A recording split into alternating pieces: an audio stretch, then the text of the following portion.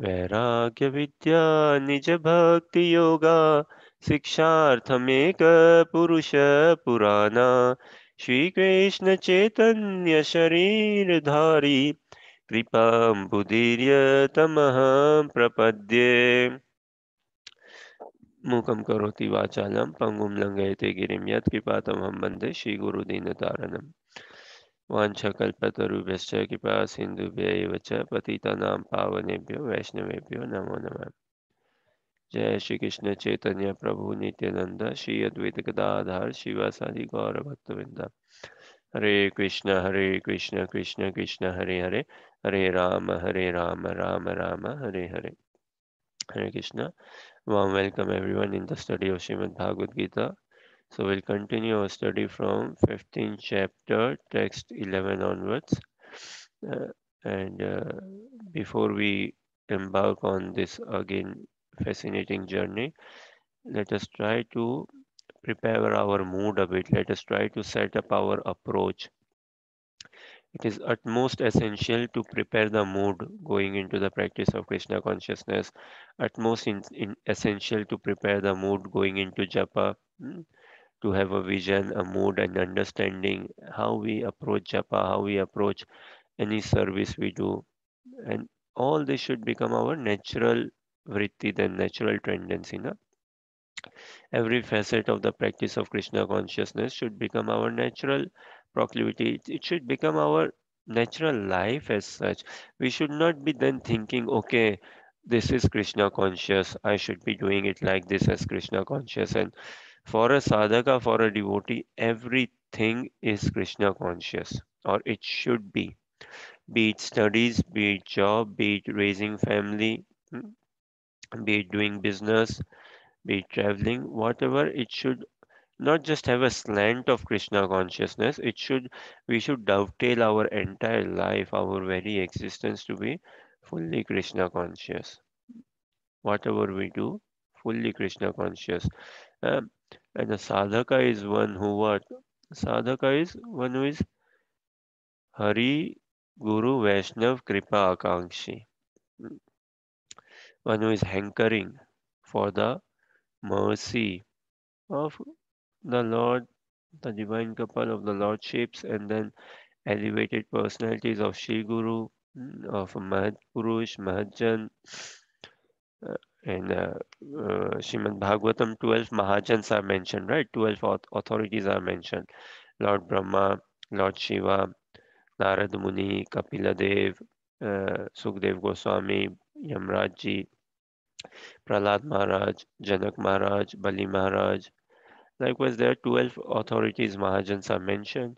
So whatever we do, we should be dovetailing our every bit of our consciousness so that we can attract their mercy. And everything should be done for the pleasure of Guru and Gaurang.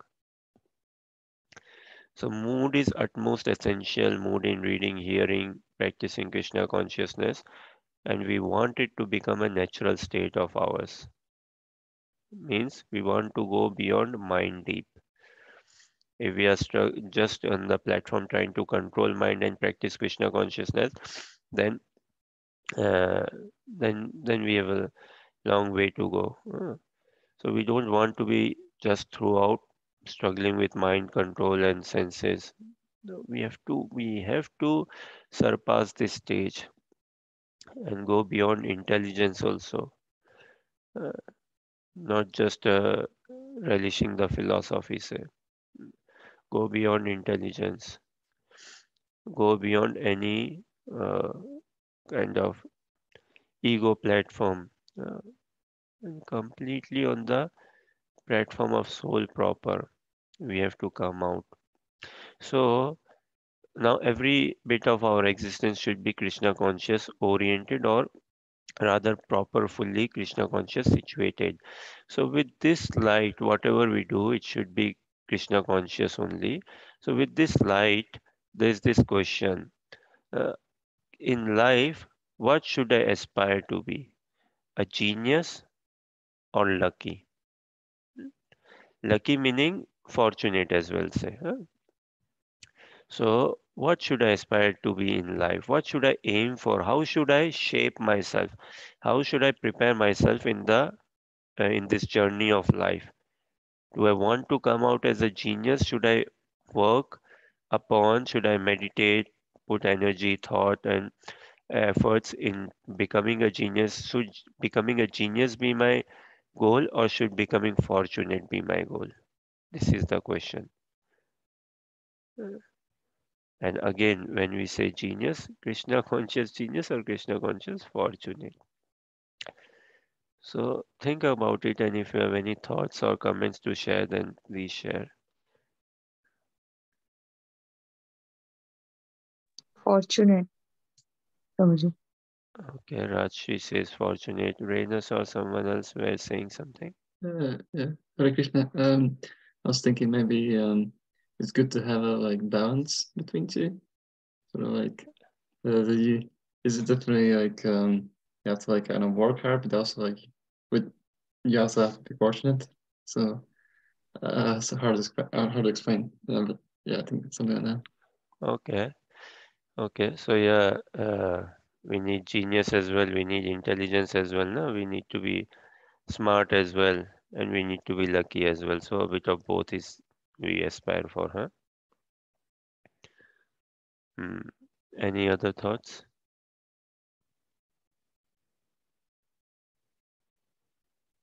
Diksha saying something or so genius or fortunate, na? Okay, see, a sadhaka, he should be very clear with the aim, purpose of practicing Krishna consciousness. Aim is what? Attainment of Godhead, attainment of eternal seva. Practicing Krishna consciousness means what? Loving service, na? Loving devotional service. So seva, our real wealth is seva only. So now we want eternal seva, eternal darshan of the divine couple, and an entrance in the eternal realm, in the eternal vicinity, in the inner association of Mahaprabhu. And with this should be our vision, this should be our aim, and this aim will further get even more magnified, or more magnified, more magnified. Now, in order to pursue this aim, in order to attain this aim, uh, genius is not good enough, or genius is not what Krishna wants.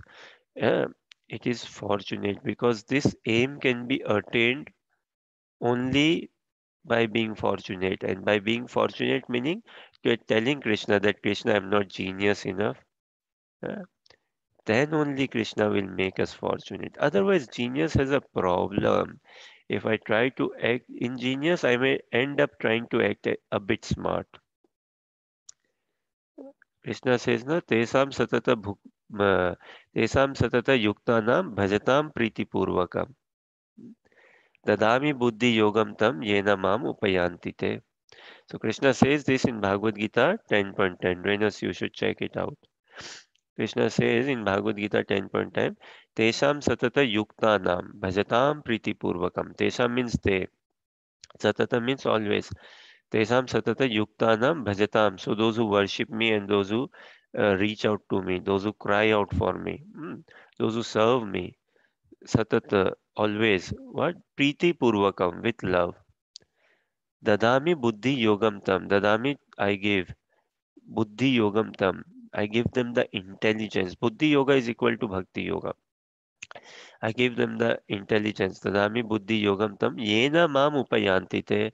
By which they can come to me. Hmm. So for us, we need to pray for mercy. And only a beggar can pray for mercy, not a rich man.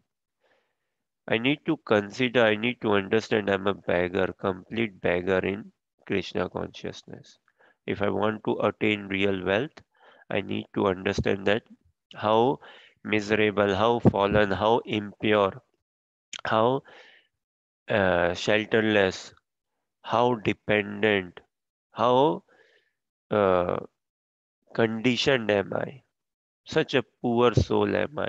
The more I realize my poverty, the more I will find relish in Krishna consciousness.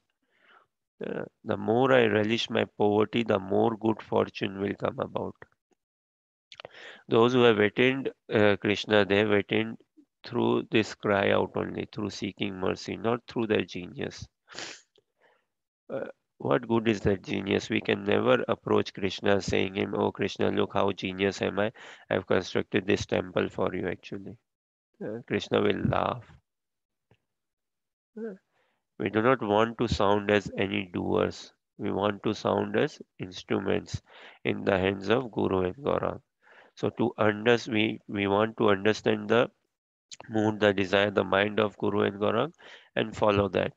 And that will come about by humility, by service, by mercy, by being a beggar of mercy. uh, Then our real fortune would come about. And on the genius part, yes, then Krishna is our genius. Na? Krishna is acting as the intelligence of Arjuna. Is he not? A question for all of you. Is Krishna not acting as the intelligence of Arjuna? Yes, Prabhuji. Huh? Krishna is acting as the. What is Krishna saying? Uh, uh, Tasmat tvam uttishta yudo labasva bhuktyas shatrum jitva rajyam samridham मयि एव एते निहित पूर्वमेव निमित्त matram bhavasavya sachin. In Bhagavad Gita 11:33, Krishna says this. Therefore, Arjuna, get up and fight and win glory. Enjoy this flourishing kingdom. By my arrangement, they've already been declared death. Through my prior arrangement, they've already been declared death. You just have to be an instrument in the will. You just have to be an instrument in this fight. Huh? So, human life means not to act too smart, Baba. That is a problem. If I try to act any smart or show myself any smart, no. Human life, just adequately smart, sufficiently smart, enough smart, limitedly smart. And what is that proper smartness? That Krishna, I am no genius. I do not aspire to be genius. Kindly you be the genius for me. Huh? Uh, Spiritual master is a sadhaka's intelligence. Spiritual master is a sadhaka's genius. So it is the blessing and mercy of spiritual master which helps a sadhaka advance in Krishna consciousness. That is our real fortune. When I let Krishna to be the genius rather than me, then Krishna will make me fortunate, complete fortunate. And that is the only way. That is the only way. Those who have attained Godhead, they have attained it through humility only. And humility means realizing how wonderful Krishna you are, ever expanding, and how short I am, and always going to be short. I can never meet the standard. So kindly Krishna bless me. I want you as well. Now I've heard about your glories from Vaishnavas. I've heard about the Madhurya Ras which you have with Brajvasis, especially gopis. And this is making me greedy. Rupa Goswami says, "Na, this hope is killing me." Look, this is what Krishna does through Vaishnavas. He opens himself to us, and then he lets us stranded to intensify our love. So we want to go in this journey, and in this journey we can go only when we allow Krishna to be the genius and we act as instruments in his hands, and we want to be just receiver of mercy, beggar of mercy. So with this mood, aspiration, uh, hope, understanding, prayers, we continue our study, Srimad Bhagavad Gita, chapter 15, text 11 onwards. So I'll bring it in screen. Uh, Reynolds, you can read translation in purport both. यतन्तो योगिनश्चैनं पश्यन्ति आत्मनि अवस्थितं यतन्तो यपि कृतमानो नैनं पश्यन्ति अचेतस.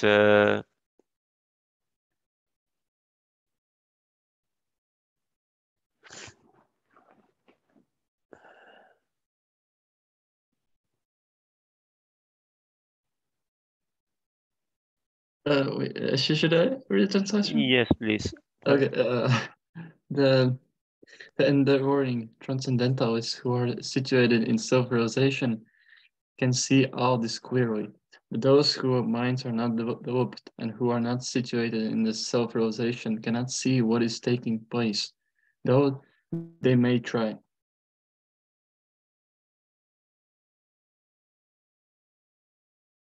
Should I read the purpose as well? Yes, please. Okay. There are many transcendentalists on the path of spiritual self-realization, but one who is not situated in a self-realization cannot see how things are changing in the body of the living entity. The word yogina is significant in this connection. In the present day, there are many so-called yogis, and there are many so-called associations of yogis, but they are actually blind in the matter of self-realization. They are simply addicted to some sort of gymnastic exercise and are satisfied if the body is well built and healthy. They have no other information. They are called yatanto pi akratmana, even though they are endeavoring in a so-called yoga system, they are not self-realized. So such people cannot understand the process of transmigration of the soul. Only those who are actually in the yoga system have realized the self, the Word and the Supreme Word. In other words, the Bhakti yogis, those engaged in pure devotional service in Krishna consciousness, can understand how things are taking place. Um, the enduring transcendentalists who are situated in self-realization can see all this clearly. But those whose minds are not developed and who are not situated in the self-realization cannot see what is taking place, though they may try. Hare Hare Krishna. Krishna. Renas, in Latvia, do people practice yoga? Uh, I mean, yeah, I think they practice different kind of yoga. It's like they do like the they do like the classical yoga, when they do the exercise, but Yeah, I they mean also have a, the yoga which is like done in say university or gyms or yoga places in the yeah Western world and in India yeah as well, like in garden yeah and all yeah physical exercise. they do have it there, and but they also have like also temple. We have a temple in Riga as well. We have also people who practice bhakti yoga as well. So Yeah, sure. So yatanto yoginas chainam. Yatanto means to yatan karna, to make endeavor, to make efforts. Yatanto yoginas chainam. Yeah, those yogis, those transcendentalists, those spiritual practitioners making endeavor. Pashyanti atmani avasthitam. Hmm, They can see where the self is situated. They understand the self, that the self is entire matter. Maybe the degrees of understanding, that is another thing, but at least to begin with, uh, everyone, be one impersonalist or personalist, or whatever yoga platform one is practicing, at least one shakes hand in this, comes in a consensus in this, that we are not this body, we are spirit soul. So, Pashyanti Atmani Avasthitam. There is some understanding, somewhat fair understanding, say, of Atma, how the Atma, the soul is situated. Yatanto api akritatmana. Akritatmana. So, uh, those who are akritatmana, means their act of living in life is completely devoid of any form of self realization. The eating, sleeping, recreational work, agenda of life, aim of life is completely devoid of any form of self realization. Nainam pashyanti achetasa.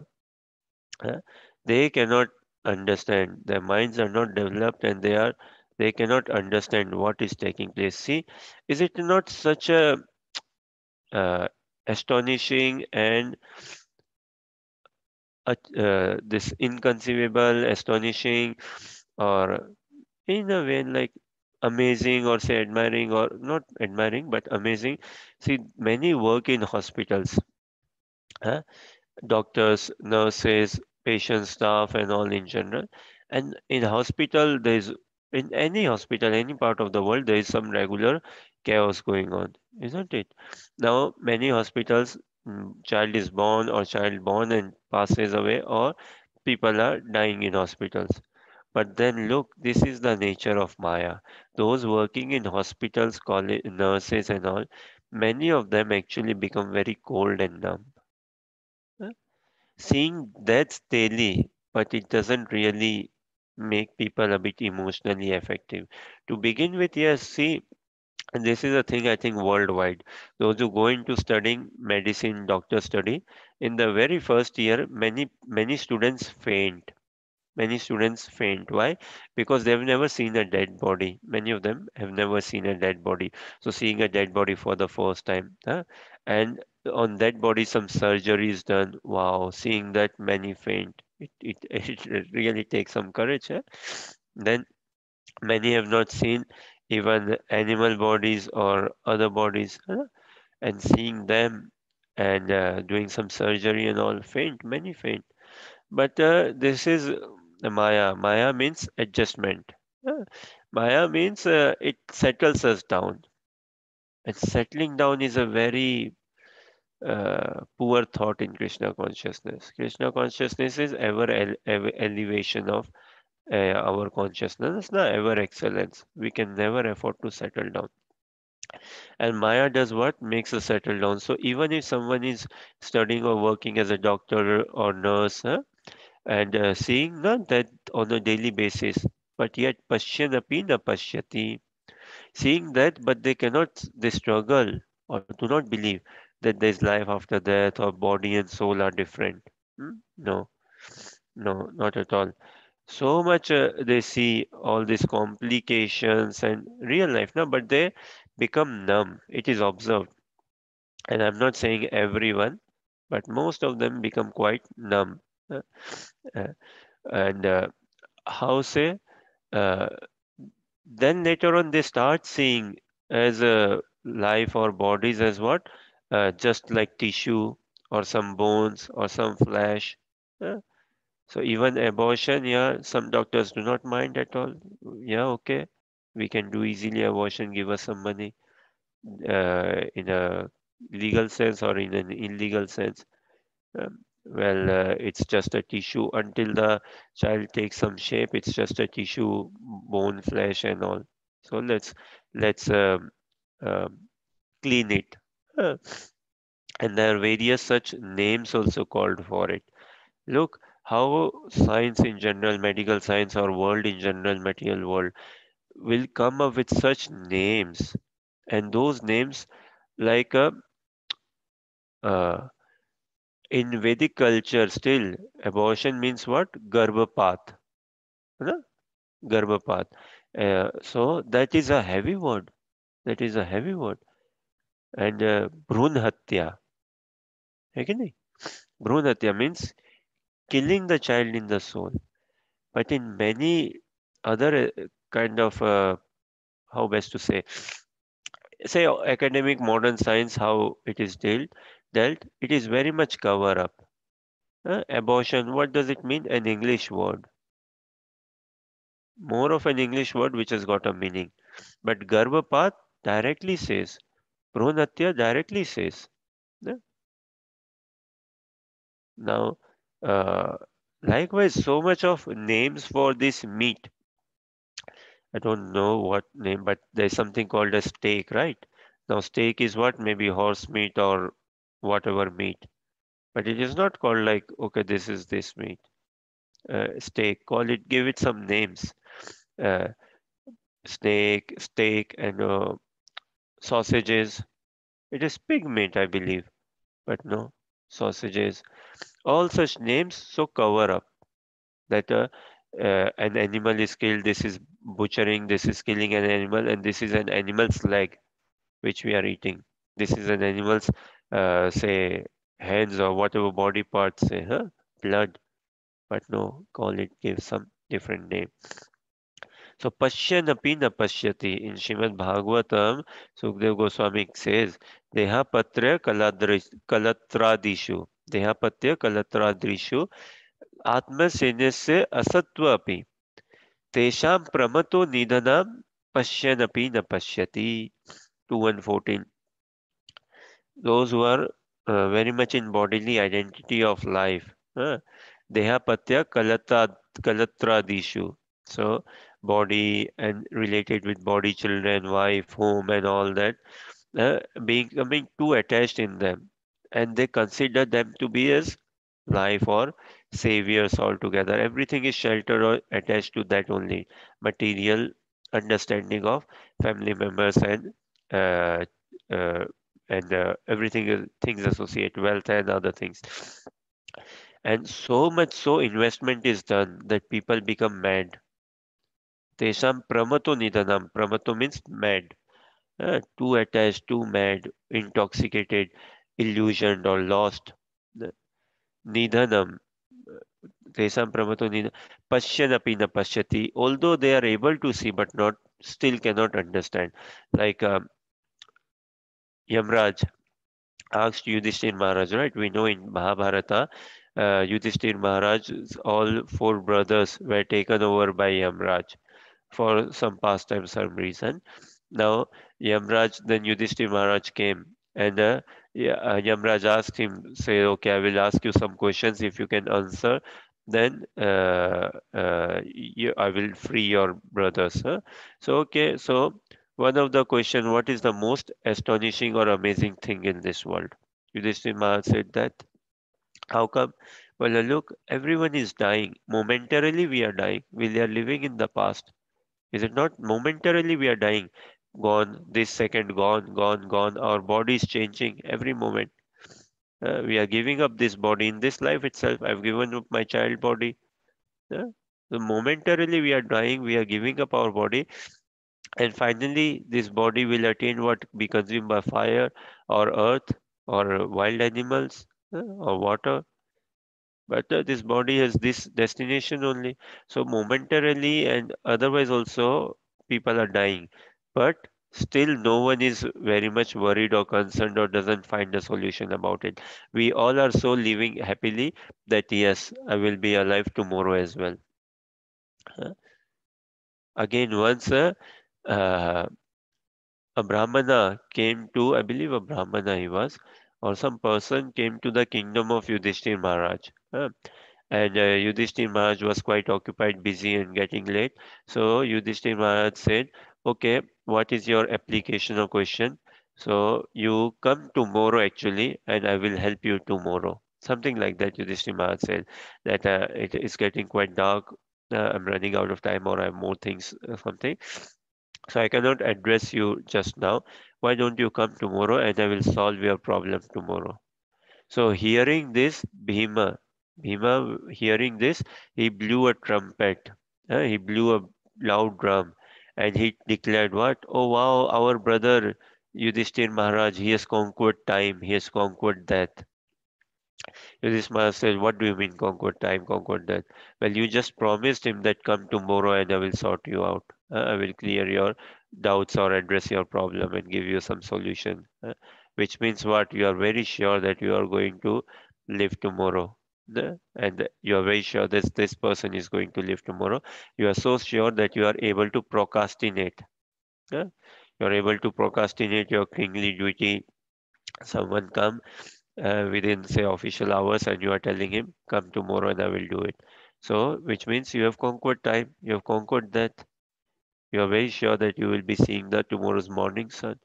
So then Yudhishthira Maharaj realized and straight away no said, "No, sit down, let us discuss this now, let us sort it out now." Uh, So human life is a life of huge responsibility. We all are, like conveyor belt. We all are traveling like conveyor belt. We all are literally travelers in this world. Literally. So many flights. Imagine so many flights travel, so many passengers travel, so many layovers, so many interconnected flights, so many securities we have to go through, so many conveyors belt. receiving luggage here, giving luggage there. Exactly like that, we all are transmigrating, traveling in life from one place to another. And now, studying Bhagavad Gita, we try to fix our consciousness. We try to fix our destination. What is my ultimate destination? What destination am I harboring, wanting, desiring? This is real genius. To be crying to become fortunate is real genius. Uh, to be really wanting to be merciful, to be really wanting to be blessed, to be really wanting to have the association of the divine couple is real genius. Desiring to have the association of the divine couple, that is real genius. And one who is traversing this path, one who is walking in this trajectory, in this path of Krishna consciousness, he is dealing with the realities of life head on. What are the realities of life? Janma, Mrityu, Jara, Vyadhi, Dukkha, Doshanudarshanam. And threefold miseries. What? Birth is a reality of life. Birth is painful. Birth is very painful. Death is a reality of life, even more painful perhaps than birth. Death. The fear of death is even more painful. Then Jara, old age, very painful. Worldwide, even though in America and Europe, Western Europe, say, through some advancement of medicines and some machines as a technology, people tend to live perhaps a bit longer, 80, 90, 100 say. But how much is the quality of life? Food is given through food pipe. Uh, every again, elderly, na, is such a vidambana, such an unfortunate. Elderly, they are also seen as products. Uh, when the child is in the womb at very early on, he or she is seen as just as a product, as a matter, lump of matter. And when someone is elderly, elderly is are seen as what? Invalid, unfunctional. Oh, some say they are like a burden. Uh, look, this is human culture. Oh, elderlies are seen like some sort of burden or pain or invalid and functional. Why? Because they cannot generate revenue, they cannot bring much to the taxes, they cannot contribute much, and they need heavily looking after. So they are just seen as products and not many places not looked so after so nicely. So even if one could be 80, 90, 100-year old, how much quality of life does one have? Yeah. So pashyanapi na pashyati. What is our understanding of life? What is our definition of life? How do we see? Uh, this is what this sloka yatanto yoginas chainam. Endeavoring transcendentalists. Pashyanti atmani avasthitam. Uh, We should be practicing Krishna consciousness. We should not be just on theory. We should be very much clear. Na? Our conviction has to grow further and further. Just knowing this is not good enough, that I'm not this body, I'm a spirit soul, is not really good enough. We need to go even beyond. Yatanto api akritatmano na. Acting, doing. See, we are like robots, are we not in this world? Where in school, college, uni, in culture, in society, there are so many societies. Uh, Brazilian society we can find in Europe, Polish society, uh, Ukrainian society, so many societies there are in different countries. Indian society, Chinese society, society of lecturers, society of law people, lawyers, na, bar association people, society of artists, society of musicians, n number of societies we find in society actually. But where is, and this is the society of International Society for Krishna Consciousness. Uh, this society wherein a platform is provided to experience. We are not this body, we are a spirit soul. Live by this understanding and even go on further. We are a lover of the lover of the lover of Lord Shri Krishna. So there are many very sadly, it is very difficult actually to preach to a doctor. To preach to doctors is very difficult. To help them understand Krishna consciousness, very difficult. See, such is Maya. One would imagine what? Someone in a doctor profession, or he's seeing operating on a body, or he's seeing bodies, he knows, he has studied also. He may not be a surgeon, but he has studied in his medical science that inside this body is what? Blood, air, mucus, bile, bones, tissues, flesh, all these things only, right? All the filthy things. Uh, and when the body is opened, this is what comes about.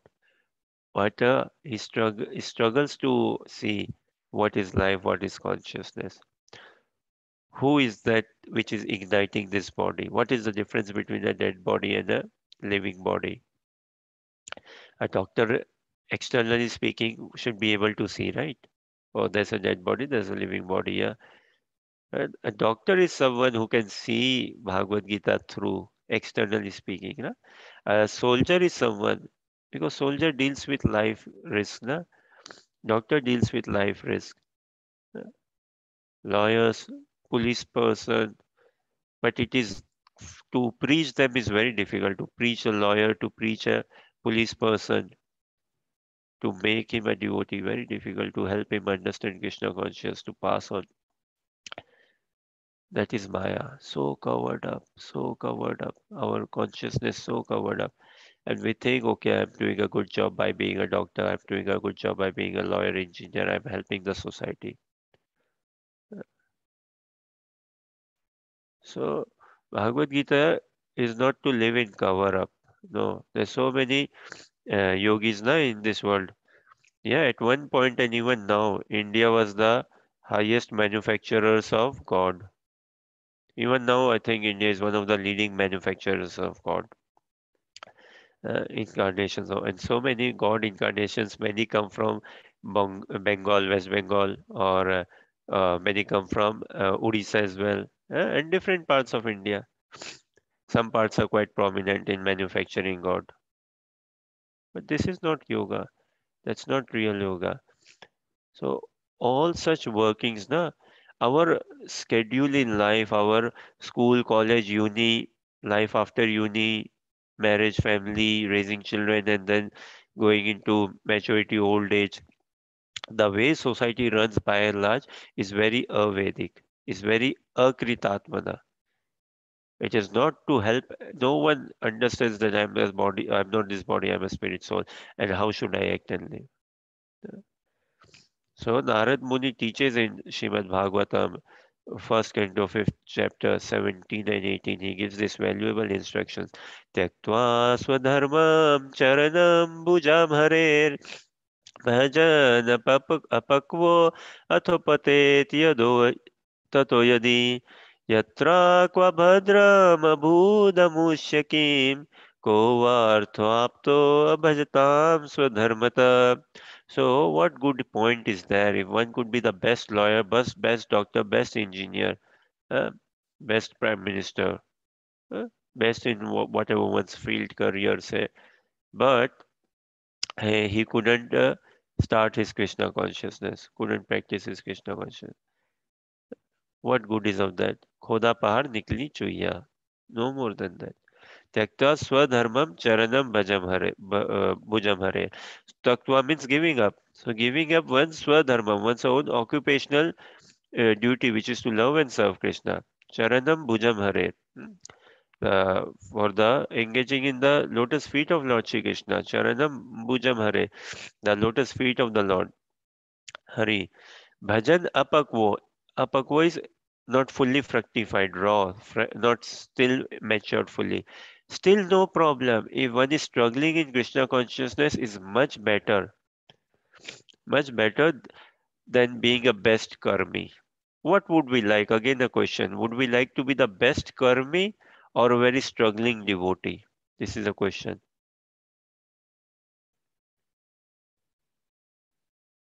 A struggling devotee. That's much better.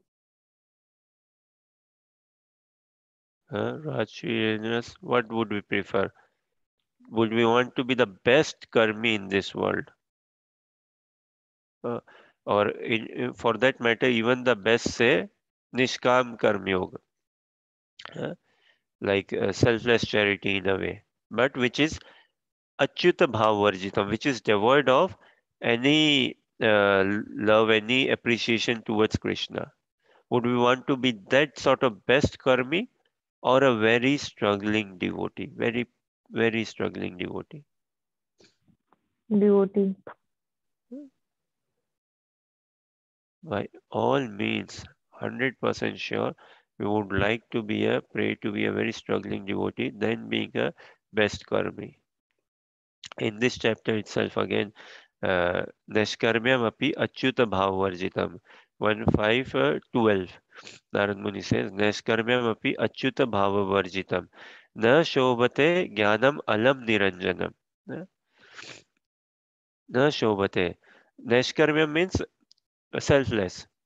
Nashkarmyam api achyuta bhava. Although selfless, but if it is devoid of any worship towards Lord Krishna. Although acting on the selfless platform, but if it is not dovetailed to serve Krishna, if it is not dovetailed to glorify Krishna, then such a knowledge has no shobha, it has no glory, it has no uh, real value, worth. It doesn't look good.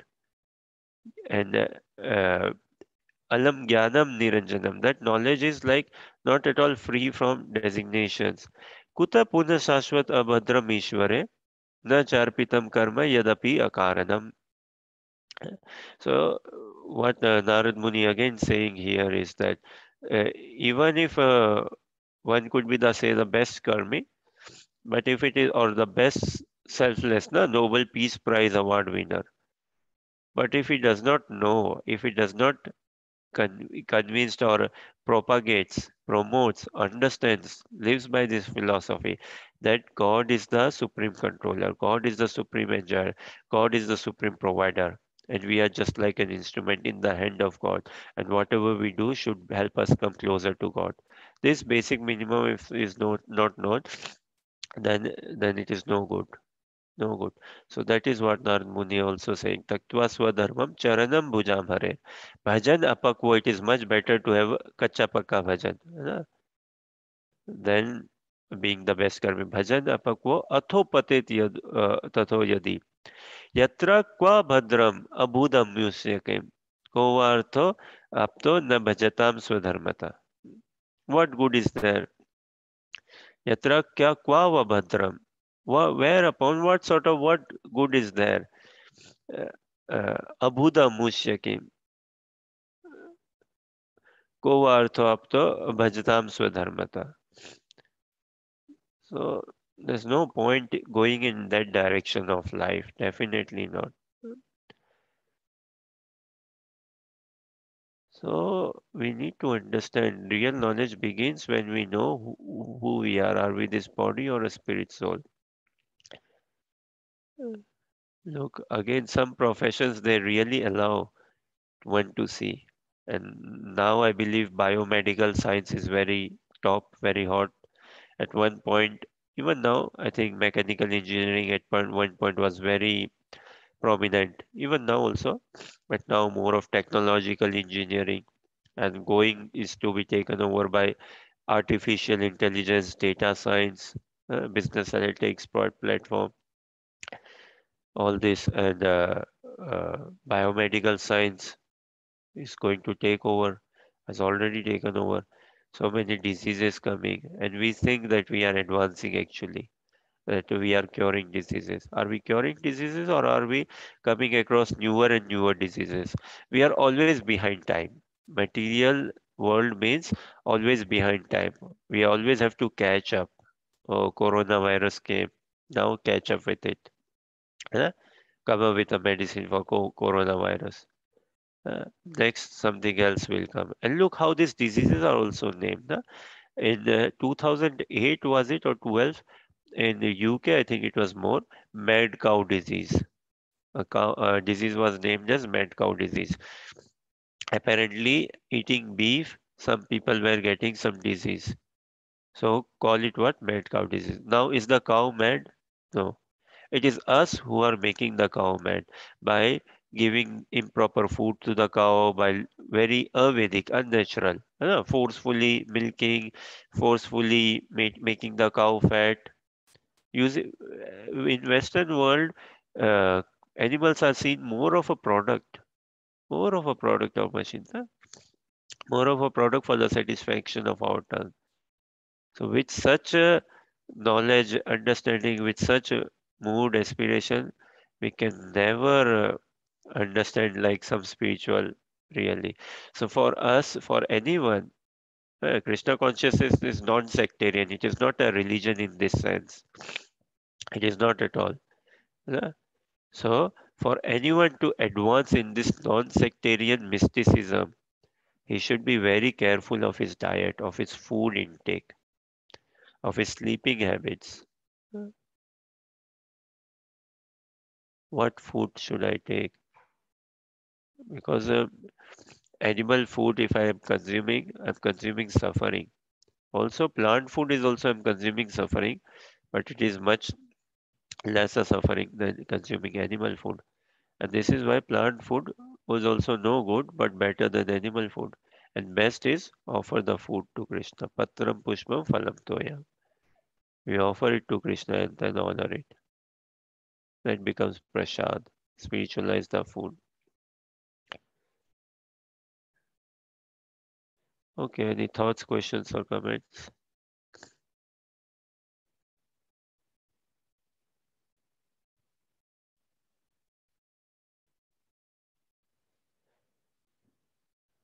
Many say that we are practicing yoga, but getting even more away from Krishna.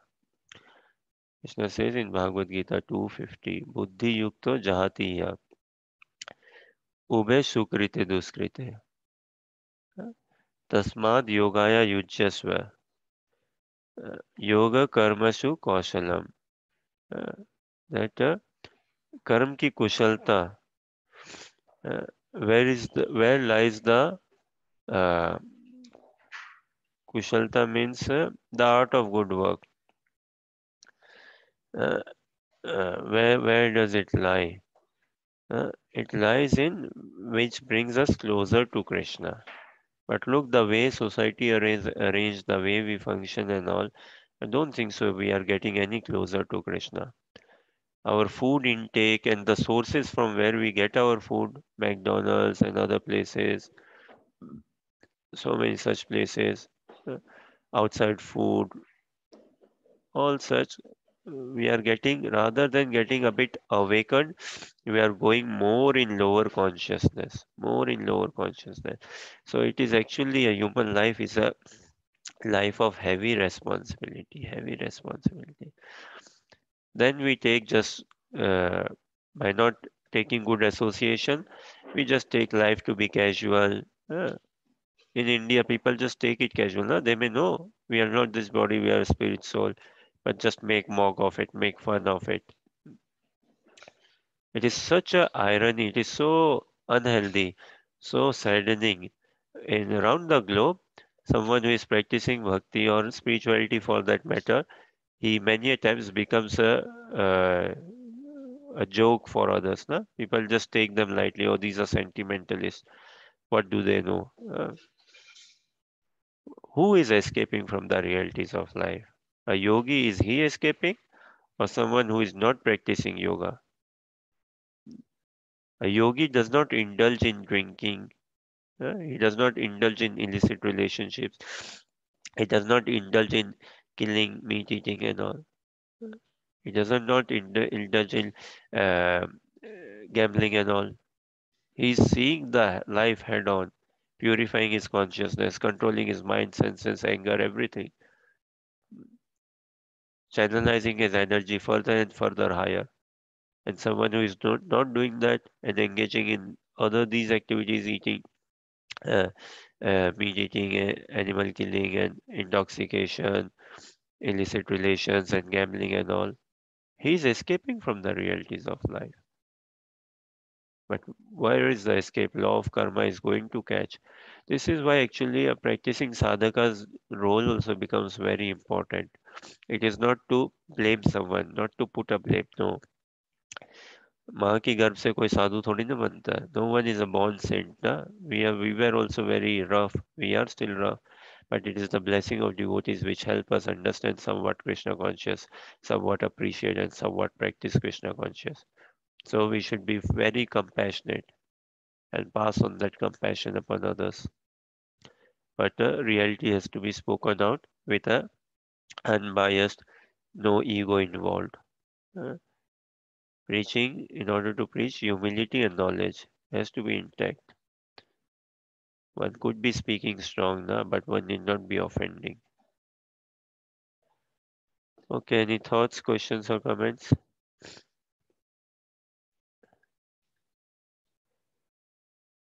Okay, let us see next then. Shall you read 1512 translation and purport? Yad aditya gatam tejo jagadbhasyate akhilam yachandramsi yachagno tattejo vidimamakam. The splendor of the sun, which dissipates the darkness of this whole world, comes from me. And the splendor of the moon and the splendor of fire are also from me. The unintelligent cannot understand how things are taking place. But one can begin to be established in knowledge by understanding what the Lord explains here. Everyone sees the moon, sun, fire, and electricity. One should simply try to understand that the splendor of the sun, the splendor of the moon, and the splendor of electricity or fire are coming from the Supreme Personality of Godhead. In such a conception of life, the beginning of Krishna consciousness, lies a great deal of advancement, conditioned soul in this material world. The living entities are essentially the parts and parcels of the Supreme Lord. And He is giving herewith the hint how they can come back to Godhead, back to home.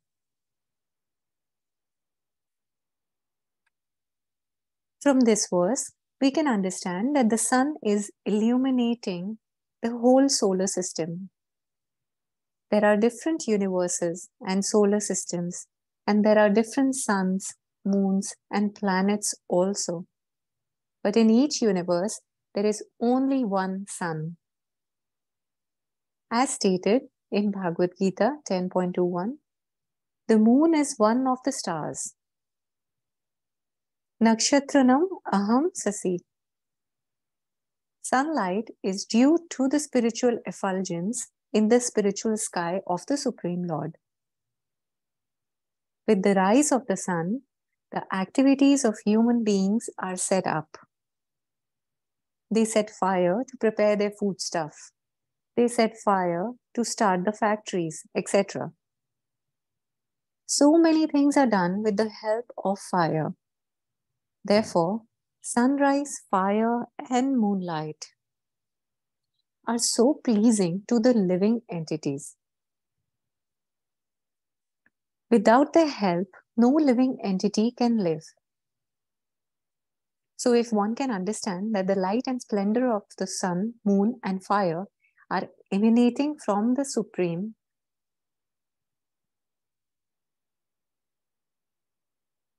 Personality of Godhead, Krishna, then one's Krishna consciousness will begin. So if one understands that the light and splendor of the sun, moon, and fire are emanating from the Supreme Personality of Godhead, Krishna, then one's Krishna consciousness will begin. By the moonshine, all the vegetables are nourished. The moonshine is so pleasing that people can easily understand that they are living by the mercy of the Supreme Personality of Godhead, Krishna. Without His mercy, there cannot be sun. Without His mercy, there cannot be moon. And without His mercy, there cannot be fire.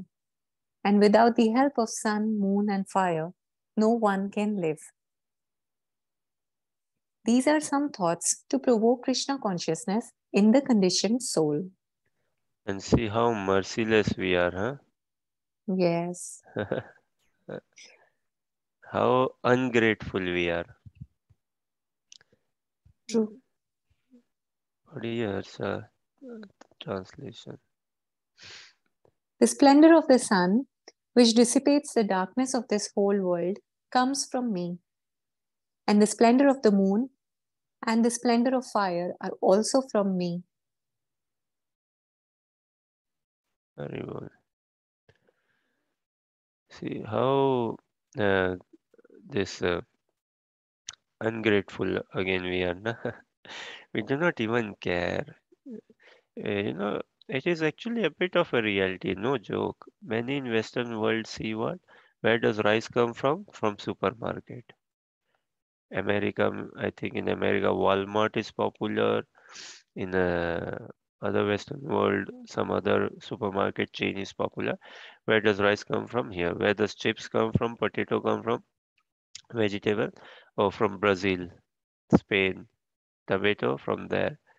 I don't know where, how rice is grown, how lentils are grown, where do things come from, who provides, who supplies, where does milk come from? From machine, uh, from machines. That is very, and it's a revelation. It's a shock for many growing up in their teenage years, when they are taken from school to some factories or some farms and all. It's very shock for them. Oh wow, I thought everything comes from supermarket. So how we live now? We live in a very artificial society, very artificial, unnatural society. Uh, it is still a consolation that it is called artificial intelligence, AI. At least they have not named it natural intelligence. So any sane person should see the what is artificial intelligence, what is natural intelligence. Artificial intelligence is completely dependent on natural intelligence. Artificial intelligence can never work on its own. It never works. So nature never works on its own. Nature is completely dependent on Krishna. Nature is acting under the guidance supervision of Krishna altogether. Now imagine if a sun, the sun god, personality proper, a planet proper is sun planet, in which there are many denizens, many living entities living in that planet. They have a life, uh, they have a proper life, and one of them is the presiding deity of that planet, sun god. Vivaswan is his name currently. Now, if the sun god sends us a bill, sun heat bill, sunlight bill, wow. Now, if he sends us a bill for one day, the whole of the world's economy combined together, cash combined together, we won't be able to pay the bill. What to speak of one day, 1 hour? We won't be able to pay the bill. But look how ungrateful we are. Uh, The moon shine. If the moon god also sends some bill, so we won't be able to pay. Can we live without moon, sun, fire, light? No. So the splendor of the sun, which dissipates the darkness of this whole world. This is material world, wherein we need sun, we need moon, we need fire. But in the Chinmay Jagat, in the spiritual world, everything is cognizant by nature. Everything and everyone is cognizant by nature. Swaprakash. Everything and everyone is conscious and fully effulgent. So there is no requirement of this sort of sun, moon, the sun to come to light us up or the moon to come. But here in this world of duality, we need the sun. We cannot live without sun, and we cannot live without moon as well. We cannot live without fire. We cannot live without air, ether. As they say, na, Jal hi Jeevan, the water is life. Ghee is also life. We cannot live without nutrition. So We are so helpless. Point is, we are so helpless. We are so dependent, so completely dependent. And this COVID actually, to some, it has showed also that who is actually the master, who is dancing in the tune of material nature. So we are completely dependent. Uh, we may say we are free, or we are humans, or we are the creators and all. That is just our false imagination. That I am creating. We are being carried away by the modes of material nature, by lust, greed, anger, envy, and we are going to pay the fees for it. Believe it or not, law of karma is acting on each one of us. Some of our backs are being broken by the law of material nature. The more we poke in material nature, the more our hands is going to be twisted properly, uh, individually and sometimes collectively. Why do we have so many earthquakes? No? Such disaster in Turkey, Syria happening at the moment. Earthquakes, some places. Australia again, forest fire, I think, going on. Why so many natural calamities? Because we are trying to poke with nature, play with nature. We are not giving proper gratitude towards nature. We are trying to exploit the resources. We are trying to act smart. We act any smart now. We are trying to be genius. This sort of genius is a killer, will kill us, is killing us. Uh, we are not trying to be guardian or caretaker. No. There are some who are into veganism, so they make a good shout of veganism, which is good. But some of them, they are vegans as well. At the same time, they take drugs also, or some alcohol, some sort of intoxication. They are vegan as well, but they are very poor with their relationships with their parents, guardians, friends, or partners. So Krishna consciousness is a holistic thing, Baba. It is a complete holistic lifestyle. Just by the practice of Krishna consciousness, everything is settled, is it not? Finances, relationships, time management, stress management, good conduct, good behavior. One, by practicing Krishna consciousness, can become a proper gentleman, a gentle lady. Very chaste, pious, loyal, trustworthy, reliable, kind, gentle, compassionate, and furthermore. This is how Prabhupada has given us the process. Chant Hare Krishna on beats and follow the four regulative principles. These four principles are the four pillars of sinful life only. There are more, but the whole sinful life is sticking on these four pillars. And when we regulate ourselves, when we follow these principles, then we come out of sins. We get some sanity, which helps us to chant Hare Krishna. And Hare Krishna gives us that power actually. Chanting Hare Krishna gives us that power to not go into a sinful life. And especially when we take further good association, such thoughts won't entertain our mind because our destination will be very different. Our destination, human life is given to fix one's destination.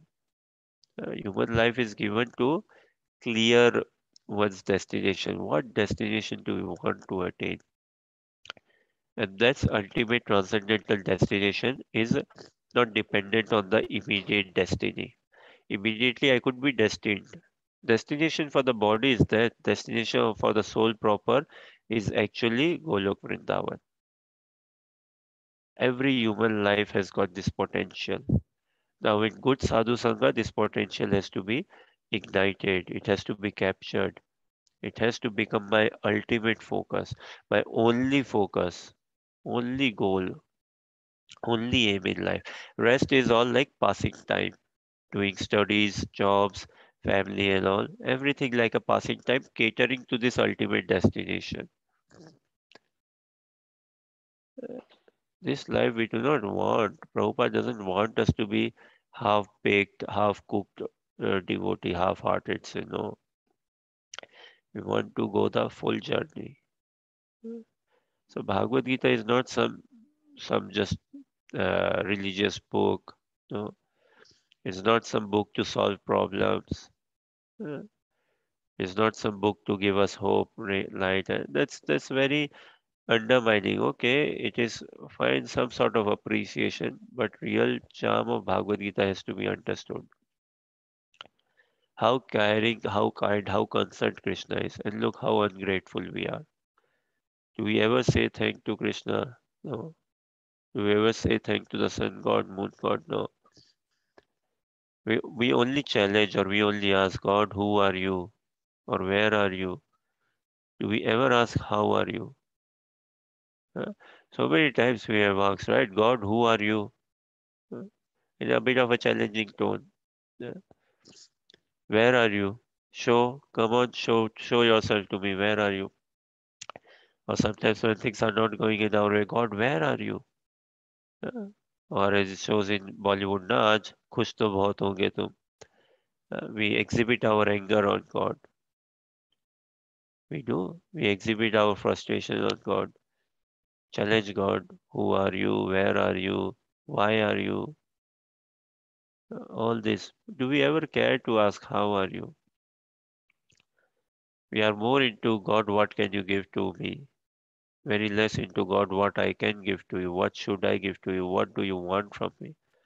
We are more God of what I want from you, and very less into God, what do you want from me? Since eternity, you have been given only, the giving only. And in return, what does Krishna want? Our just some slight attention, and then Krishna will fill us with even more joy. So, uh, Bhagwan Krishna is our only bhajaniya tattva. Krishna is the only worshipable God because he is the source of everyone. He is residing as Paramatma within everyone. He is Bhakt Vatsalya. So many such reasons. Krishna is the only worshipable God. Sun knows his position. Sun is working according to the directions, instructions of Krishna. Moon knows, fire knows, water knows, air knows. They all are catering. They all are working, following. Human life is life of obedience. There are two things in life. One is to comply, another is what? So this is a question. What is comply? What is the opposite of uh, comply? One is to comply with the orders, with the instructions of the scriptures. One is to abide, follow. And another opposite would be what?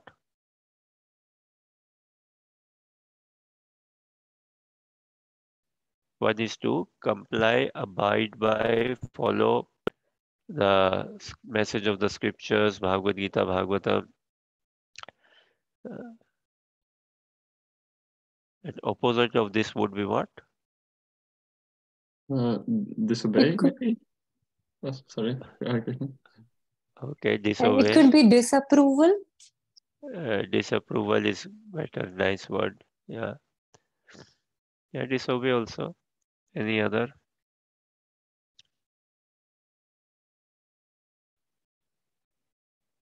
Or maybe neglect. Neglect, very nice. Yeah, very good.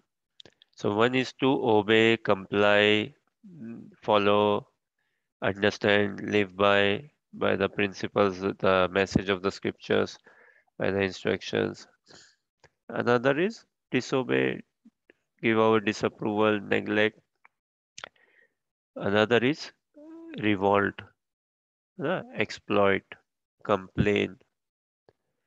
So, see, if we want to come out of this complaining attitude in life, then we better comply by the teachings of Bhagavad Gita. If we want to come out of complaining attitude, if we want to come out of mourning attitude, it is not a sign of a gentleman who is complaining or mourning, no. How do we come out of it? When we comply by the rules, by the teachings, by the guidance, the instructions for us. So Bhagavad Gita doesn't need any research. It doesn't need any analysis. It does not need, okay, let me check it, test it and all. If I have simple faith, follow in the footsteps of devotees, understand the message, put it into practice, make life successful. Then we will find nourishment. If we comply by the teachings of Bhagavad Gita, we will find nourishment. Otherwise, we are surely going to revolt, intentionally or unintentionally. Uh, There are many people who are ignorantly not practicing Krishna consciousness out of their ignorance. And there are some who, out of their knowledge, do not want to practice Krishna consciousness. Neither is good. Neither is good. Uh, We don't want to be ignorant in the practice of Krishna. Ignorance still can be, some consolation can be given. Why people go ignorance is because of sin, because of not following the regulations. So from previous samskars and nature and lifestyle and all association we keep, our association is material, na asatsang. So much of absorption is matter, so much of attraction, attachment towards women, wealth, and wine, which leads us into a sinful life. And that sinful life binds us, blinds us, makes us ignorant, and we cannot see Atma, then Atma Tattva, the principles of the soul, all this. No, many times you go in school, college, uni, very difficult to distribute books, and when you conduct programs, give classes, many people, no, in society, they start yawning, falling asleep, so conditioned. And at the same time, there, put any personality development course, motivational course, how to make money, how to win a woman, such courses and all. Wow, very active. So, human life is to comply by the orders of the Lord. When we comply, we come out of complaint zone. When we comply, we find nourishment. Otherwise, we go into complaining zone and we exploit. And then would we find? Our backs will be broken by the law of nature, for sure. For sure. Ignorance of law is no excuse. In any country, law has to be understood for travelers, tourists.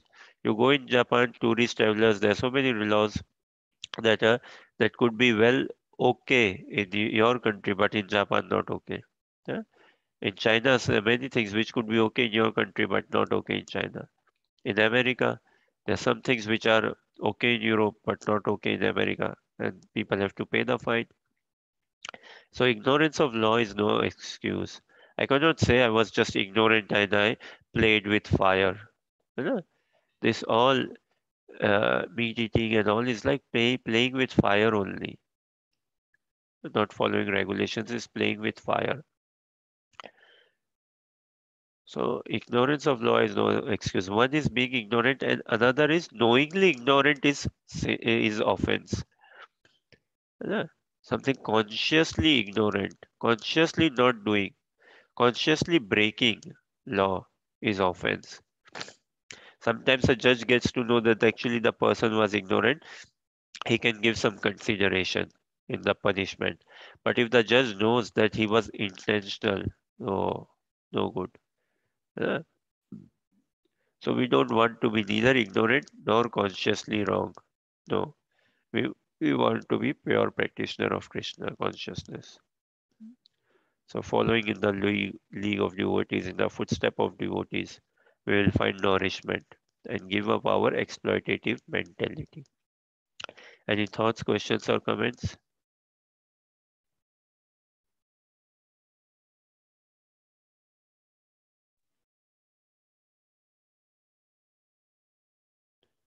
Okay, let us see next. Rajshri can read translation purport. 13 number.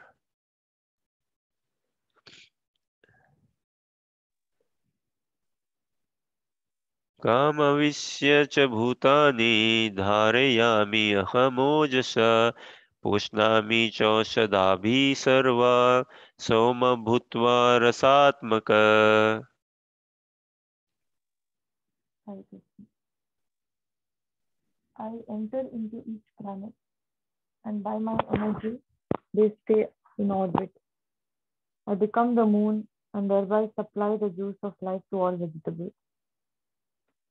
Purpose. It is understood that all the planets are floating in the air only by the energy of the Lord. The Lord enters into every atom, every planet, every living being. That is discussed in the Brahma Samhita. It is said there that one plenary portion of the Supreme Personality of Godhead, Paramatma, enters into planets, the universe, the living entity, and even into the atom. So, due to his entrance, everything is appropriately manifested. When the spirit soul is there, a living man can float on the water. But when the living spark is out of the body is dead, and he at once sinks in the water. Similarly, all these planets are floating in space, and this is due to the entrance of the supreme energy of the Supreme Personality of Godhead. His energy is sustaining each planet just like a handful of dust. If someone holds a handful of dust, there is no possibility of the dust falling, but if one throws it in the air, it will fall down. Similarly, these planets which are floating in the air are actually held in the fist of the universal form of the Supreme Lord. By his strength and energy, all moving and non-moving things stay in their place. It is said in the Vedic hymns that because of the Supreme Personality of Godhead, the sun is shining and the planets are steadily moving. Were it not for him, all the planets would scatter like dust in air and perish. Similarly, it is due to the Supreme Personality of Godhead that the moon nourishes all vegetables. Due to the moon's influence, the vegetables become delicious. Without the moonshine,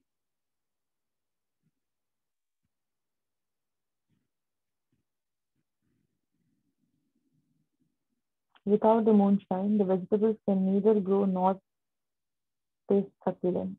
Human society is working, living comfortably, and enjoying food due to the supply from the Supreme Lord. Otherwise, mankind could not survive. The word Rasatmakaha is very significant. Everything becomes palatable by the agency of the Supreme Lord through the influence of the moon.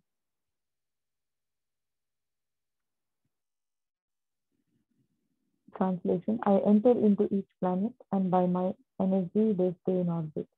I become the moon and thereby supply the juice of life to all vegetables. Hare Krishna. Hare Krishna. Beautiful, huh? See how smart, intelligent, glorious, and magnanimous is our Krishna, huh? And how loving, caring. Like, see, okay, take this also as a question or contemplate on this. Fascinating, right? All to understand that how desperate we are for how desperate should we be for mercy. This is to help us understand there's no point, no good becoming a genius in life. We want to be real fortunate, real lucky. If I happen to attain Godhead, it has to be by luck only. Na? I can never say, okay, yes, oh, Mr. Temple President, say I go into a temple, or Mr. Devotee, tell me what is Krishna consciousness? What do you do? I will do it. Okay, stand 16 rounds minimum, or say follow regulative principles, read Bhagavatam and all. Okay, fine. I start doing it. Huh? But it is a matter of consciousness. So it is not like I have to pray for Krishna to be lucky, not to be genius. Genius is something one can attain by hard work, labor, or by one's own caliber. That is also actually blessed. Even a genius is blessed by Krishna to be a genius. So everyone is actually blessed by Krishna. Even a genius, yes, is blessed by Krishna in order to be a genius. No one is just like people say, oh, he's a born genius. Why? Because of his past karmas. Because of his past karmas. And now is the time. So Krishna says na in Bhagavad Gita 10:41 to Arjuna, Yad yad vibhuti mat sattvam. Srimad urjitam eva va. Srimad means beautiful. Yad yad vibhuti mat sattvam Srimad urjitam eva va. Tad tad eva vagachatvam mama tejo amsa sambhavam. So everything, know that all opulent, Krishna tells in Bhagavad Gita 10:41 Arjuna, know that all opulent, glorious, beautiful creations what spring emanate is in this world, come about in this world, is there in this world, is but a spark of my splendor. Hmm. So real glory is to Guru and Gaurang. Real beauty is of Krishna only. And our real glory will become when we appreciate the beauty of Radha Krishna. That is, then we will become fortunate. That is our genius. So becoming fortunate in Krishna, the practice of Krishna consciousness is our genius. Now, see, all this, we started from 11, 12, 13. Okay, let us read 14 as well.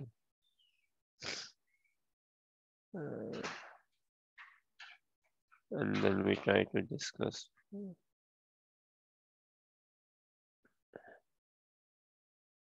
अहं वैश्वानरो भूत्वा प्राणिनां देहमाश्रित प्राणपानसमायुक्त पचामि अन्नं चतुर्विधम्. Renas read just translation and Harsha read purport.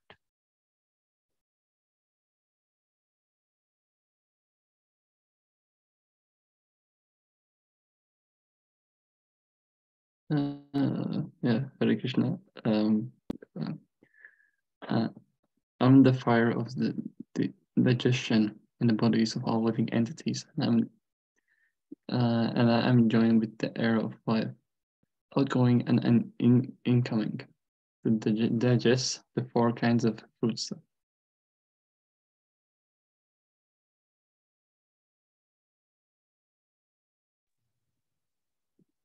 According to Ayurvedic Shastra, we understand that there is a fire in the stomach which digests all food sent there.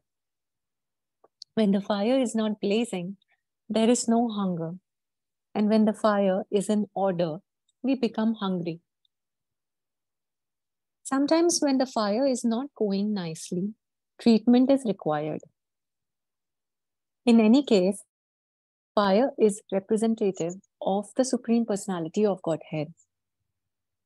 Vedic mantras, Brahad Aranyaka Upanishad 5.9.1 also confirm that the Supreme Lord or Brahman is situated in the form of fire within the stomach and is digesting all kinds of foodstuff. Ayam Agnir Vesvanaro Yo Yam Antaha Purushe Yenedam Annam Pachyate. Therefore, since he is helping the digestion of all kinds of foodstuff, the living entity is not independent in the eating process. Unless the Supreme Lord helps him in digesting, there is no possibility of eating. He thus produces. Unless the Supreme Lord helps him in digesting, there is no possibility of eating. He thus produces and digests foodstuff, and by his grace we are enjoying life. He thus produces and digests foodstuff, and by his grace we are enjoying life. In the Vedanta Sutra 1.2.27, this is also confirmed. Shabdatibhyo nata pratishchana cha. The Lord is situated within sound and within the body, within the air, and even within the stomach as the digestive force. The Lord is situated within sound and within the body, within the air, and even within the stomach as the digestive force. There are four kinds of foodstuff. Some are drunk, some are chewed, some are licked up, and some are sucked. And he is the digestive force for all of them. I am the fire of... Translation, huh?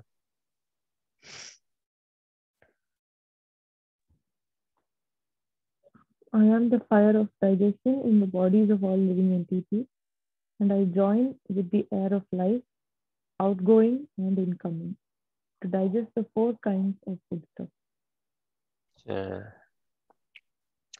So, without the involvement of Krishna, Supreme Personality of Godhead, what can we do?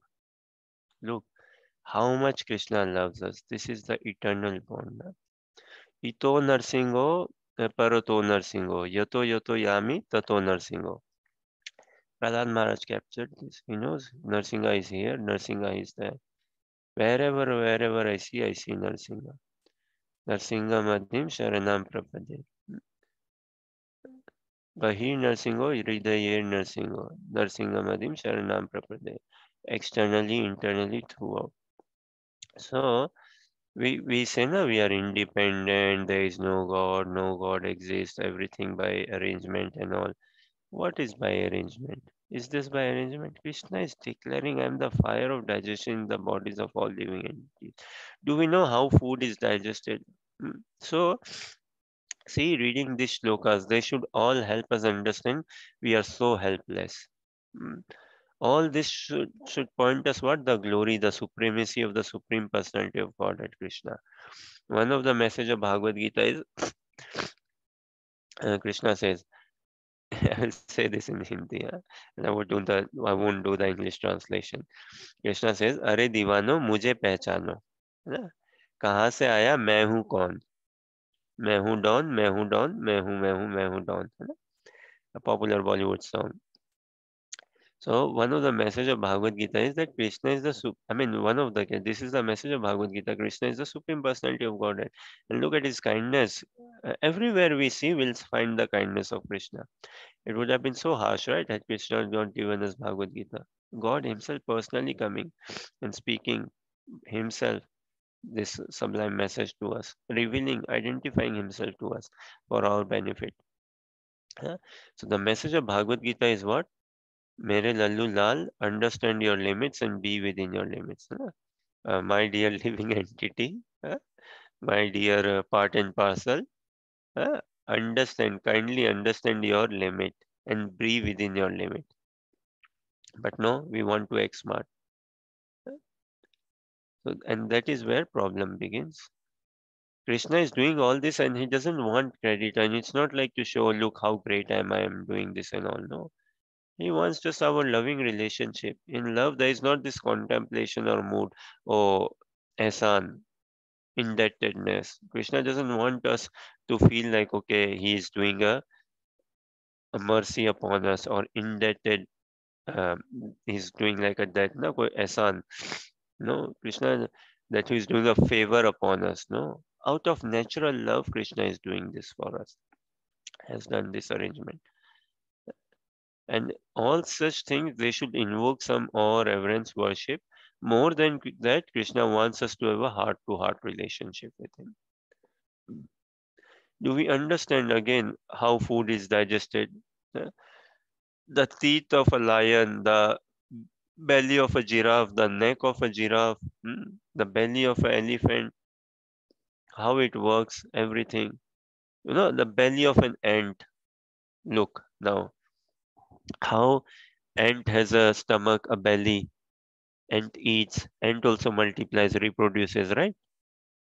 So eating, mating, sleeping, defending is allowed, is given. That intelligence, ant also has an intelligence. Ant also has a mind. Ant also has its ant ego. Ant is a living soul, a proper soul in a material body, ant-like body, ant body. All this arrangement from whom? Krishna. How beautiful, how smart.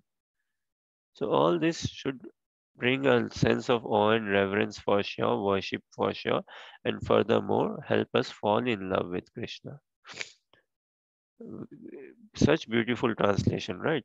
He's helping the digestion of all kinds of foodstuffs. The living entity is not independent in the eating process. So a question, in what process is living entity independent?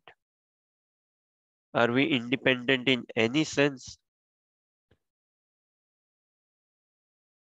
Are we supreme controller in any sense? Are we real enjoyer in any sense? No, COVID has shown that to some extent, and nature is showing us from before these wars and famine, uh, threefold miseries from my own mind and body, miseries from my given by material nature, given miseries given to me by other living entities. So I'm completely helpless. But look, I still want to become a genius. I don't want to be fortunate in life. This is Maya. है कि नहीं? Hmm. I'm so helpless. I'm so downtrodden, but yet I do not acknowledge. And I think, yes, by my effort, by my hard work, by my intelligence, by cooperating with others, help from here and there, I will be successful. All this, that is complete Maya. This sort of success is Maya altogether. So we don't want to be any good karmi. No, we are done with karma altogether. This karmic mentality. We just want to be a bhakta mentality, lover and lover and lover of the Lord. So three things we should be, these shlokas help us understand. What? First thing, tell us this in circle, say, how much of the workings of this life, universe, or workings of my body, how much do I know? The workings of this world, the laws of nature, of the earthly planet, of the universe, and within myself, or of the nation. How much do I know how the nation runs, economy, health, uh, education, finance? How much, generally speaking, how much do we know of the workings of my body and my mind in the world, say? Maybe 1%, maybe 5%, maybe 10%, but fair enough to say very little, right? Or best to say hardly any. So, how much do I know? I could be a dentist, I could be a surgeon, I could be a lawyer, I could be an engineer, mathematician, but whatever field I am, PhD. But within that field also we know. How much do I know? Very barely do we know. Very little do I know. Next question comes, how much can I know? How much can I know? Again, very little can I know, Baba. Very. See, if someone does all grocery, all cleaning, everything, and frees me, and just tells me, okay, you study this mathematics, you just study literature, will pay for your bills and everything. Still, I cannot know much. So to begin with, how much little I know, how much little can I know? I can know only little. So all this should help me bring my ego down and see the beauty of Krishna in no egoistic sense, in a loving relationship, heart to heart relationship. So in this world, the workings of the world or the workings of my body and mind or the workings of my country, nation, state, town, city, family, very little I know. eh. So this is for sure that okay, I know, but I know very little. This we agree. We understand. I know, but I know very little. Now, there are many things which I do not know. So I know that I do not know as well. I know that I do not know how rocket science is made, how rockets are made. I know that I do not know how surgery is done. Uh, I know that I do not know how roads are constructed, built. So, firstly, very little do I know. I know that very little I know. Then I know 95%, 98, 99% that I do not know. Now listen to this and let me know. See, how many things that I do not know that I do not even know. Is it not? Which is the biggest circle? Three circle. One is I know that I know. Huh? Another is I know that I do not know. Third is I do not even know that I do not know. What do you say, Renus, Sharaj? I would say the last one probably is the biggest one. Probably Yeah, certainly. Yeah. or certainly, yeah. Yes. Okay. Yes. And which is the smallest? Yeah, I guess probably the first one. Yeah. Probably. Yes. Yeah. Like, In Krishna probably. consciousness, there is not like this probably, maybe, perhaps. No. Such words are not used in the science of Krishna consciousness. Nowhere in Bhagavad Gita, Krishna is telling to Arjuna probably, maybe. No. Krishna says without doubt, certainly. है ना? This is my guarantee. Where in science, we cannot use maybe, perhaps, probably, 99% confidence and all. No. Such terminologies are not used in spiritual science, in Krishna conscious science. No. So, see this. Is it not fascinating? How little I know and how little can I know. So, should this not invoke in me to be a beggar of mercy? Should it not invoke in me to be more humble? Hmm, to understand the message of Mahaprabhu? Is it not a direct understanding for me that I should not be aiming for genius? My real genius is being a beggar of mercy, wanting to be fortunate. Krishna, just make me lucky, please. I don't know all this and I can never know. So help me, just make me lucky. So Krishna says, yes, I'm okay to accept you as you are. We can never be pure enough. Uh, it is another Maya to think that, okay, let me first become pure and then Krishna will have me. I can never be pure enough. Take this. Uh, Krishna tells us, come as you are. Krishna is happy to have us as we are. Do we think we can ever get rid of lust, greed, anger, envy, illusion, pride, vanity, whatnot? Do we think we can be ever in some lifetime? We can completely get rid of all these unwanted things, qualities, and we can be fully kind, compassionate. Never, never, ever.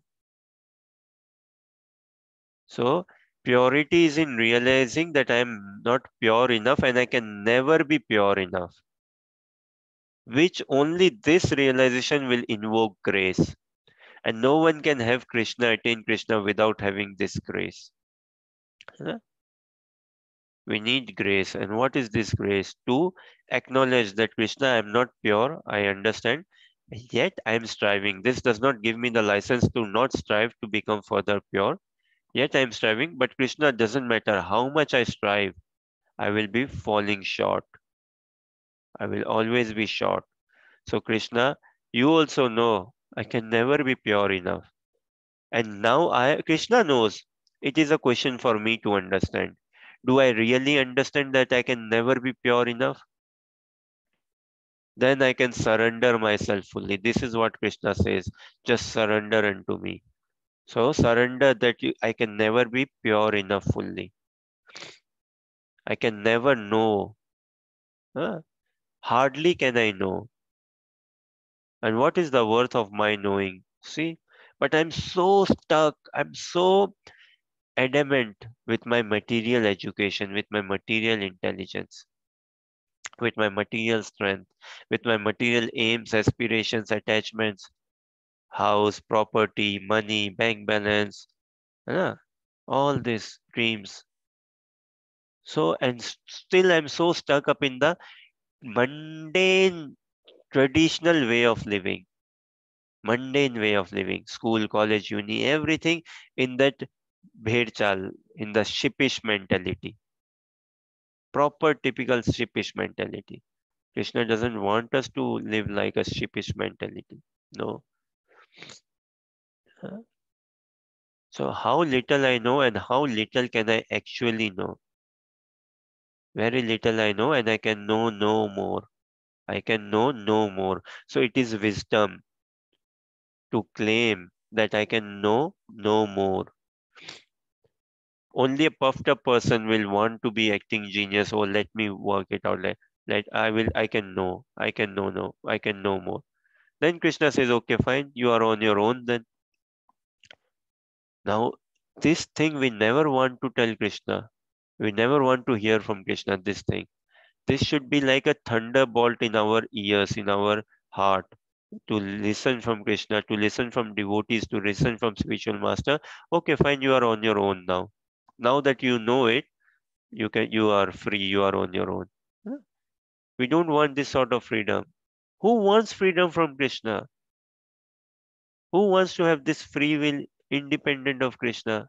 That is stupidity, sheer stupidity. Huh? So now, Renas, check what would you want to be, genius or fortunate? Huh? This is the thing. How little I know. So the very first circle na, that I know, economics, maths, statistics, relationships, emotions, workings of the world, universe, star positioning, all energies. How little I know? Uh, 0.00000 say 1%. Negligible, almost negligible. And there are many things I know that I do not know. Huge. But this is inconceivable. My mind will go bonkers, completely crazy, completely crazy. I do not even know that I do not even know. Wow. How do we handle this? Only by seeking mercy, only by seeking blessing. So, is it not Renas, Harsha, Rajshri, others? We read these shlokas today and previously also, whatever shlokas we are reading. Is this not the message? In every shloka, in every translation, every purport, Krishna, Srila Prabhupada is helping us understand that Mere Lallu Lal, my dear devotee, uh, understand that Krishna is the Supreme Personality of Godhead. Krishna is the Supreme Personality of Godhead. Krishna is the Supreme Controller. He is God since eternity, not by arrangement. No one can become God, but we can become gods. We are gods and we can become gods. So that is the message of Bhagavad Gita in all these shlokas, that understand your limit and be within your limit. Krishna is limitless. Now, if we want to become really limitless also, independent and free, then we understand our limits and live by that limit. है ना? This is what oblige, obey, comply, follow the message of the scriptures, the instructions, the teachings of Bhagavad Gita. Then we will find real nourishment. Otherwise, nature has been, our backs are being broken since eternity. Hurdles at every step, and we'll keep on following hurdles at every step. We might be thinking, oh, I'm advancing, I'm very religious and pious. In Param Dharam, there is no scope for such things, that I'm pious or religious. No. We can never afford to settle down, and Maya will give us these clues and settle us down, settle us down. Yeah. Now you have become a good devotee, you have become an advanced devotee, a senior devotee, settle us down altogether.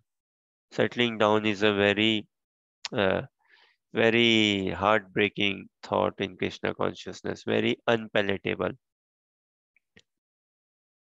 Who wants to settle down? Krishna is never settling down. Settling down is not the nature of the soul. Anandam buddhi vardhanam, na? Ever expansion of joy. How can we settle down? Okay, any thoughts, questions, or comments?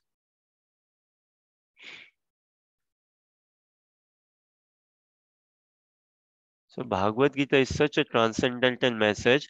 Actually, it can bring heart, it can bring life to rocks, to stones. It can melt stones. है ना? But look how hard-hearted am I.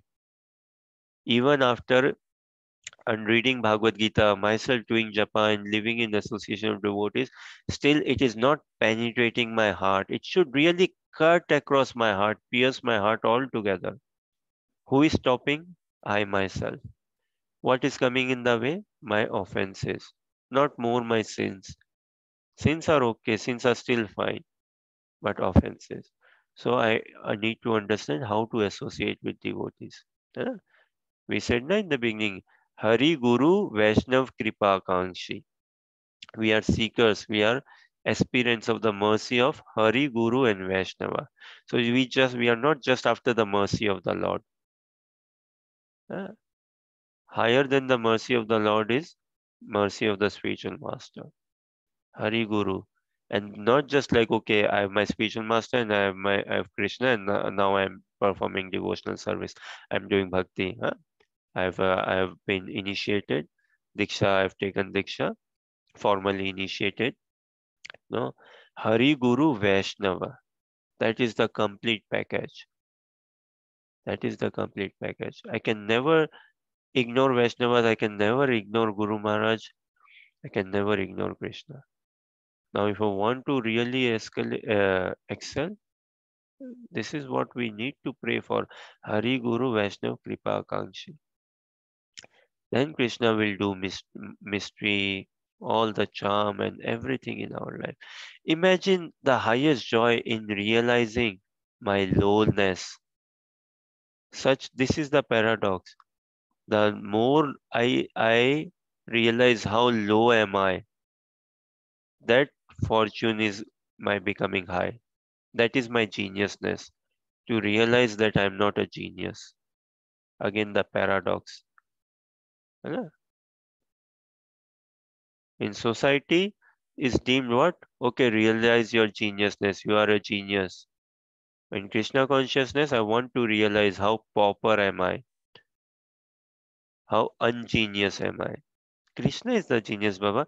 Has anyone ever claimed that I'm the fire of digestion?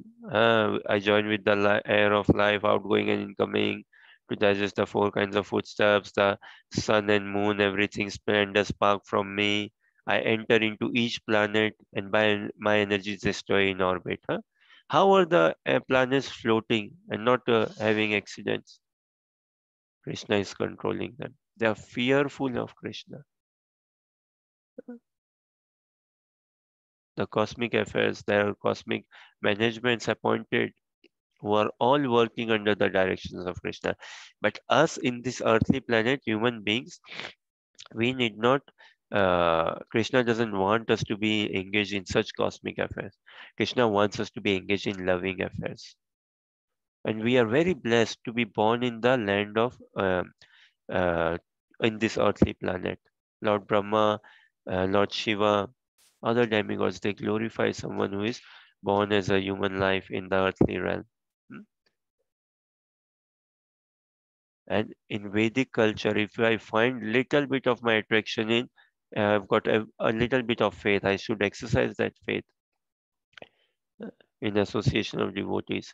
And one who has found his attachment in devotees, Krishna is not at all far off. Not at all far off. Shri Guru Charane Rati ei se uttam gati. Ye prasade pure sarvas. Krishna, again, see, it is inconceivable to understand all these things. It is inconceivable to understand Krishna. But when I when I try, when I pray, when I desire to understand the magnanimity of my spiritual master, the glory, the divinity of Vaishnavas and of my spiritual master, then Krishna becomes conceivable. Then Krishna reveals himself to us. Then he will reveal. Otherwise, we are a long shot away. Hare Krishna, Krishna Krishna, Hare Hare, Hare Rama, Rama Rama, Hare Hare. Thank you very much for your patient listening and encouragement. Any final thoughts, questions, or comments?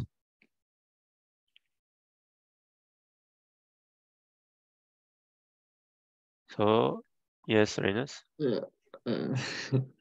I can definitely agree that I should be more I should desire to be more fortunate than as I said than compared to you know, having a knowledge about the so it's like like as I said at the beginning, like there should be a balance, but I guess that I should be more fortunate. Hopefully the balance is a bit shaken up, Renus. Huh? Yeah. Just in the balance, the only balance we want to sustain is the balance of mercy, the balance of kripa. We cannot handle both genius and mercy. Then we will get sidetracked by genius. We just want to be fortunate. We pray for being fortunate. Who makes us fortunate? Guru Vaishnavas make us fortunate. That is our fortune. That is our wealth. We want that. So that is the balance we want to carry. And if we carry both, na, more fortune and less genius, see, our conditioned nature will kick at some point, might kick very strongly. Then we will want to increase the genius thing and pull down the fortune thing. Then we will be going in the doer mentality. Oh, I'm a big devotee now. I'm a senior devotee now. I'm an advanced devotee now. No, we don't want to harbor any such thoughts in our consciousness. No. So we want to completely give up. Again, that doesn't mean that we do not apply our intelligence. That doesn't mean that we do not learn, we do not work hard, we do not act. No, it means all of that. But then we are under the shelter of Krishna's energy. That is what we want. So we understand that the smallest circle is what? That I know that I know. But it is the smallest circle. What all I know. Such a small circle, smallest. Now, bigger than this circle is I know that I do not know. And the biggest circle is I do not know that I do not even know. Now, by approaching mercy, by trying to become fortunate, that biggest circle that I do not know that I do not even know would come down. And the circle that I know will go big. And we are not after knowing anything in this material world. Material world is like dream like, not temporary, it is going to break. So what is the point in knowing something which is going to break? What is the point in investing somewhere for eternity which is going to break? Huh? We are just like visitors, travelers in this world. Live like that, Baba. Do not develop material attachments. What is the point in developing such strong material attachments if it is bound to be broken? Look, a dream in which I am so strongly attached, and if it breaks, hurts heavy, will hurt heavy. Huh? We see many boy falls in love with a girl, but doesn't manage to, the girl does not love the boy, say. So hurt he feels. A girl falls in love with a boy but cannot marry, say. So hurt, heartbroken altogether, shattered. We don't want to go in such material attachments, harboring material desires, dreams, aims, aspirations. Matter bound to break, spirit bound to unite to grow. And we want to be growing in mercy.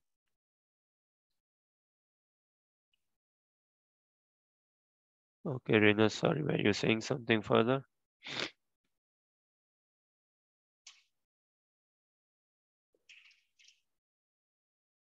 Okay, thank you everyone for your patient listening and kind encouragement and participation. We meet up tomorrow. Hare Krishna. Hare Krishna. Hare Krishna.